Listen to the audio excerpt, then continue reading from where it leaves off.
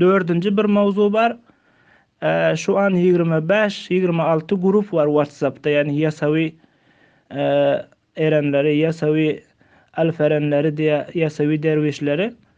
Eee, Galiba sizlerin de birkaç dervişler bu grupa alınmış. Yani böyle bir hiç kimsenin iradesi yok. Yani başka bir dervişi o kendi pirini bırakıp böreğe gelsin diye asla böyle istemedi. Özellikle de sizlerin dervişleriniz var, çünkü siz bize dost zannediyoruz sizleri. Kendimize elhamdülillah kendi kardeşimiz gibi görüyoruz.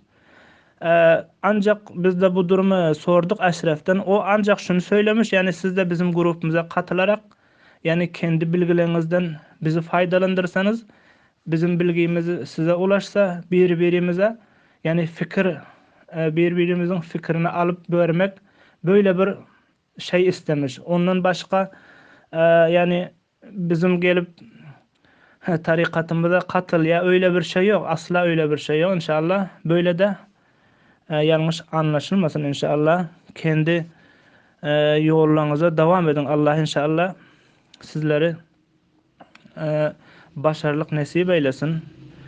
Sizin gibi doğru sözlü, her şey yüze sözleyen sadık insanları biz çok seviyoruz. Yani yüzümüze bir şey söyleyip peşimizden yine bir şey söyleyenlere bizi biraz üzüyor. Ama sizin gibi doğru sözlü, sadık olanı, dostları çok seviyoruz. Allah inşallah bu dostluğumuzu yine de arttırsın. İnşallah siz eğer yasavi usulünde yürümek istemiyorsanız, siz önceki usulünüze göre hareket edin. İnşallah asla öyle bir şey düşünmeyin. Hilafet senetini vermedik diye. Bu asla olamaz. Çünkü sizin isminizin yanında Yesavi ismini taşıyorsunuz. Bu bize yeter. Zikir yapın yapmayın. Hatta Alevi kardeşlerden de Yesavi sevgisi olan kardeşler bize başvurdular elhamdülillah. Onları da hatta biz boş bırakamız yok. Onlara kucak açıyoruz. Çünkü bugün anlamasa sabah anlar diye. Hatta bazı kadınlar, Alevi kadınlar bize aradılar. Onlar şunu zannediyordular, yani Yasavi babamız Alevi Şia diye. Ama biz ona iyice anlattıktan sonra onlar elhamdülillah ehli sünneti söymeye başladı. Ehli sünnete girdiler şu an elhamdülillah. Öğrede İsmail Ağa Camisi'nde olan bir grubumuz vardı. Onlarla tanıştırdık. Onlar ona ehli sünnet yolunu gösterip elhamdülillah onlar kendi erkeklerini bile kendi yasayla getirdiler elhamdülillah. Önce onlar Aleviydi, yani onlar Bektaşi diyordular kendilerine. Ama şu an elhamdülillah bu yasavi yolu sebep olup ehli sünnet yoluna geldiler. Biz de kucak açtık onlara.